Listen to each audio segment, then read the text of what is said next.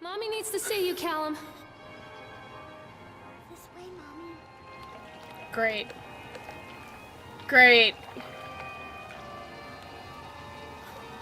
I can't wait to see what horrors await me here! Callum? This old thing used to make the blood run to my head. Make me dizzy. Oh no. The guy just snapped. Those poor kids. We were waiting for our turn on the ride. Frank, me, and the boys. This fellow in the chipmunk suit is making an ice carving while people took photographs.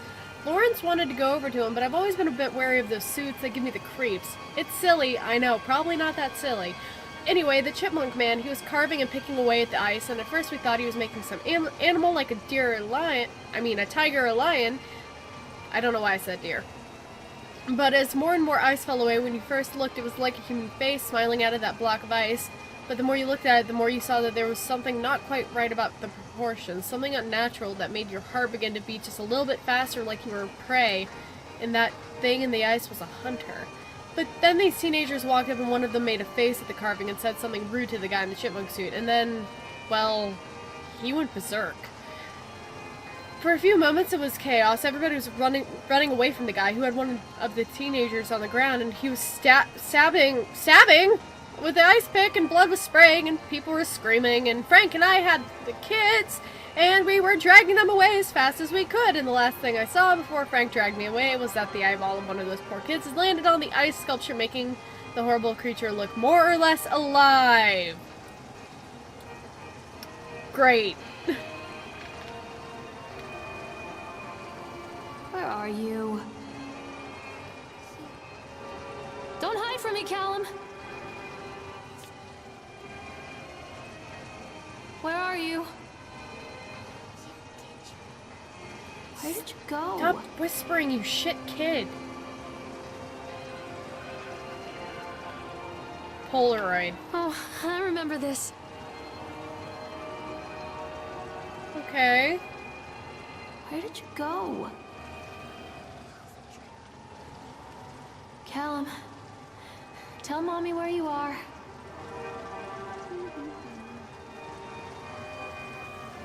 I can't get on while it's moving. Oh, why is there an increase and decrease lever? There's a reason why this isn't a thing!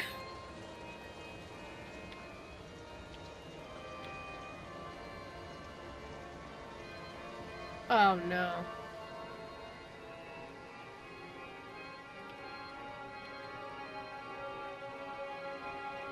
Great.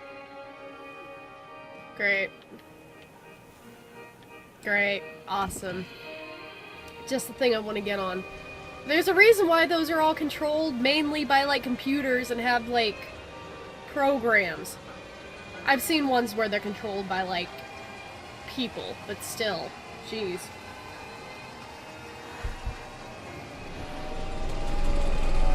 Ooh, this is actually really the kind of ride that I love.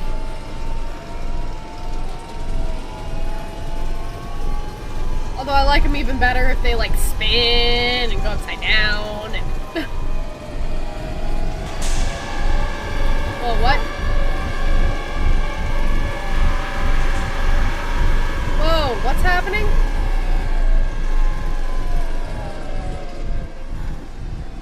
What happened?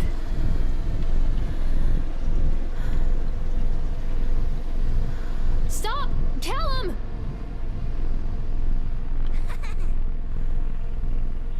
Oh, you shit kid. You know, I want to ride again. Yes. Oh, I has a body. I didn't even look down to see if I did.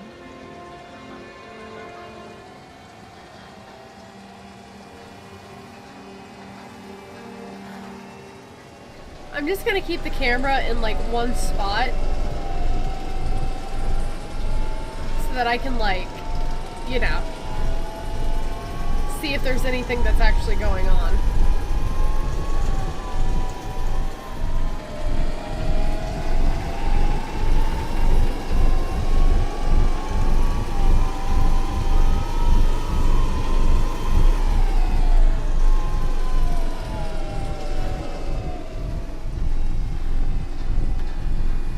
just, whoa, whoa, whoa, whoa! Was that somebody in there?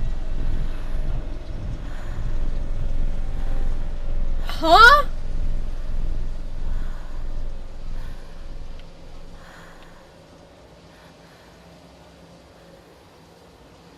I think there was somebody in there. What?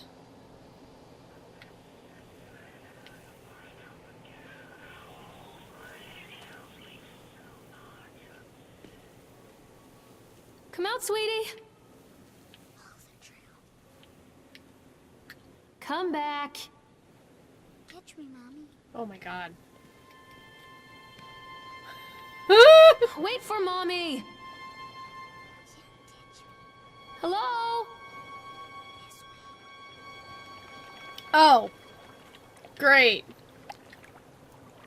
Frustrated by the fact that the plans seem incomplete, I know as well as anybody that the rules of the game could be changed with enough money. But no matter how much money talks, it can't conjure up missing plans from thin air. I've tried contacting the organization who said these plans, who sold me these plans, and they're stonewalling me. Every contact that I have, every meeting place that I have had watched are swept bare. I have a sinking feeling that I've been swindled.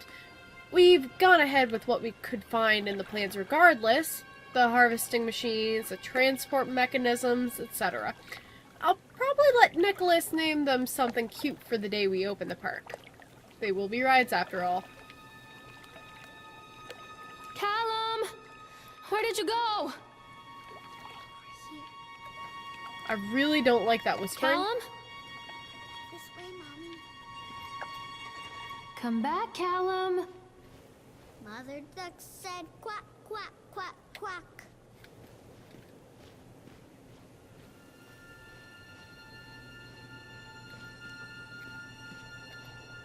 Hello? Treachery hides in thoughts. Treachery that lashes like a whip and scars our insides. The first time I saw Callum, my thoughts betrayed me. I looked down at this wrinkled, red, bawling thing and I thought, is that it? We build our world from expectations, and the world that I had built for Callum was no different. He was so real, so there, and so far from my expectations. They shattered, and as they fell in pieces, that one treacherous thought became a new foundation. All of the love that we shared, all of the warmth and goodness that followed, built on a single, traitorous thought. I mean, babies look pretty much like a potato when they're born. Like, for real. And not everybody bonds immediately. No need to beat yourself up, man. Come out, sweetie. Oh my god. Stop, Callum!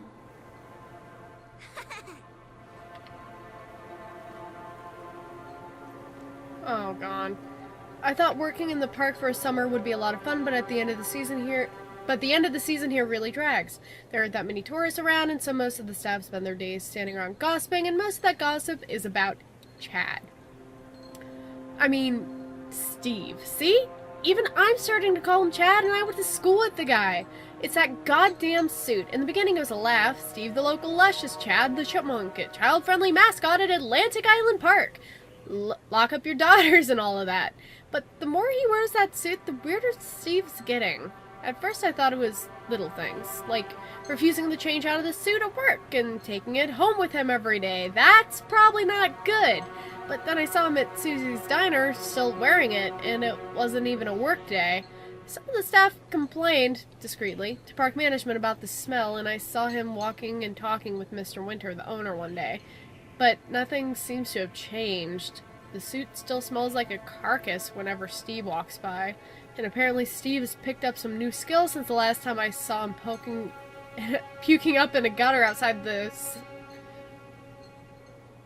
station. Because he sure as hell can carve a mean ice sculpture. Those shapes he makes in the ice, though, they give me the creeps. Steve came by the booth today. Lucky me. And he just hung around for a while. I couldn't really tell because of the suit, but it seemed like he was just staring at me, sizing me up. Eye-fucking me, whatever he was doing. I asked him what he wanted, and he just stood there, not saying anything. Eventually, I called my supervisor, and when he came by, Steve, wandered off. My supervisor told me to put everything in writing, so here it is. Also, I quit. I don't want to see that chipmunk suit ever again. Laura... Nope.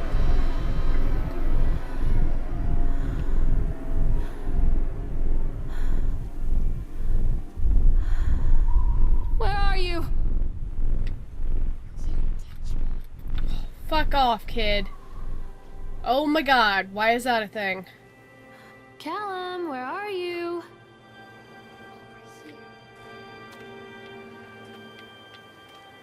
Oh my god. Callum? This way. Can I run? Thank you. Bumper cars, right? Great. Constant crashes and 80s music. I guess it floats someone's boat. Maybe it's about the 90s, but it feels like the 80s. I don't know. I'm not playing anymore, Callum. This way, Mommy. Whoa.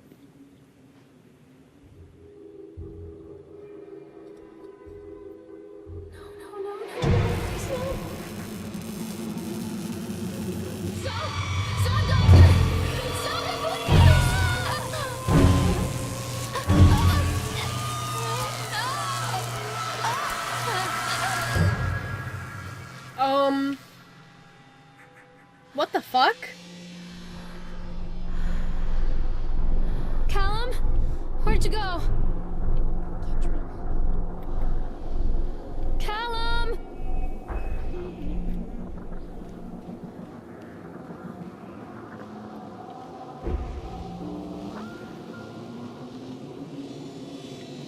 Come to mommy, Callum.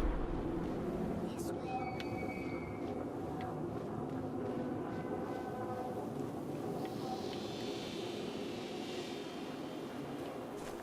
Callum, come back here right now. This way, Mommy. Oh my god, I thought that was a dog. I wonder what this is. Daniel Winter, financial genius or eccentric geriatric? I mean, they aren't mutually exclusive.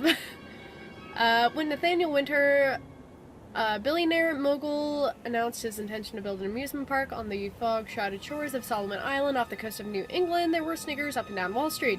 Winter, who made his fortune through a series of savvy investments during the post-war boom, has long been considered an eccentric but brilliant man. His passion for the New England region has always been at the forefront of his investment portfolio, with him pouring funds into local businesses, small and large. In general, his business sense and investments have paid off, and due to his generosity, Winter enjoys a friendly relationship with the governor and other key political figures. So why, with a track record like this, are the Wall Street wizards shaking their heads?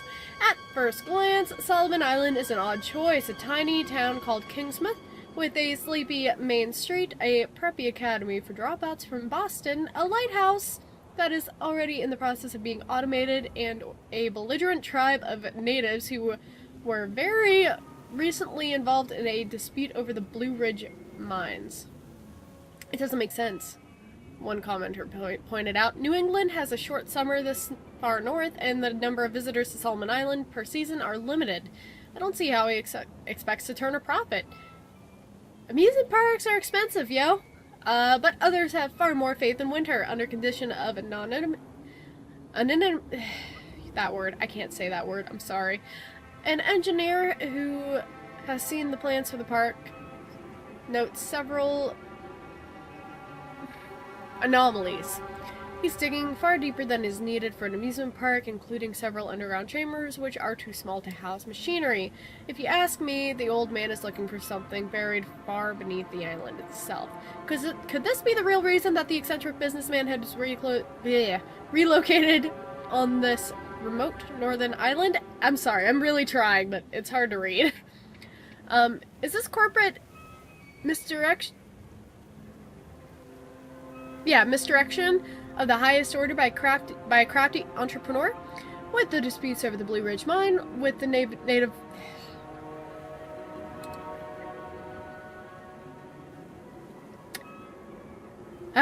With the native population, there is definitely something buried beneath Solomon Island. Perhaps Nathaniel Winter is going to surprise us all. Great. Mommy needs to see you, Callum. Callum, stay where you are. Oh, still over here? Oh. Don't hide from me, Callum. But I read it. Callum, tell Mommy where you are. Mommy needs to see you, Callum. Okay, good. I was wondering, because I'm like... Said quack, quack, quack. I was like, I already read that. Why is it...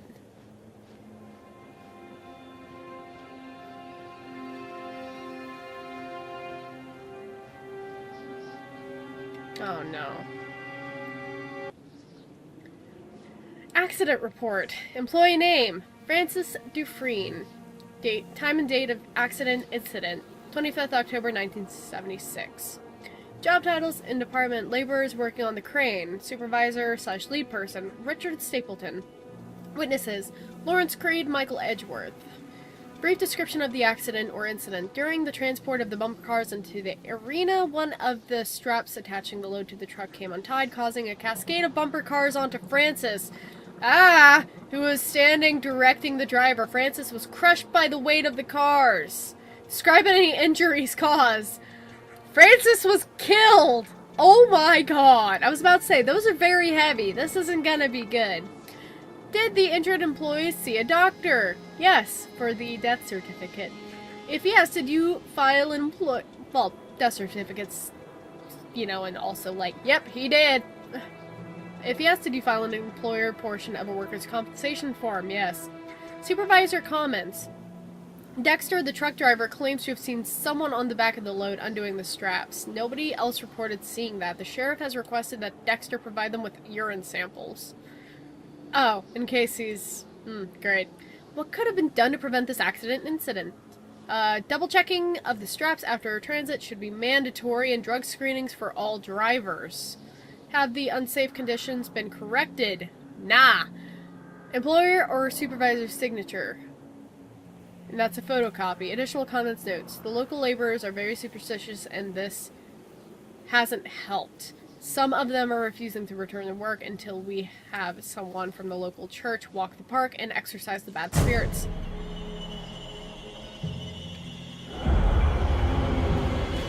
Whoa!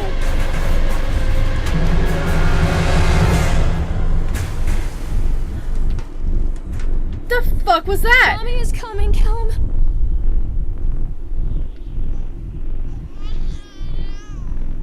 Oh, of course there's a baby crying. Why wouldn't there be a baby crying?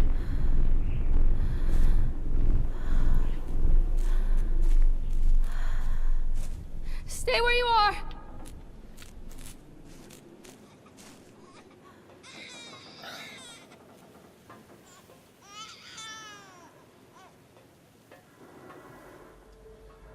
It's a matter of public record that I am a failure as a mother. Oh, come on now. Once, when Callum was very small, I left him asleep in the car while I ran an errand. Don't even remember what it was. When I came back, the sheriff was standing next to the car, watching my boy through the window. I didn't like what I saw in his eyes. Judgment. He wrote me the ticket without saying a word. Just the scratch of his pen on the notepad. When he gave it to me, our eyes met. I know what you're going through. My daughter, Helen, she just gets some help. Help was a bolt of lightning.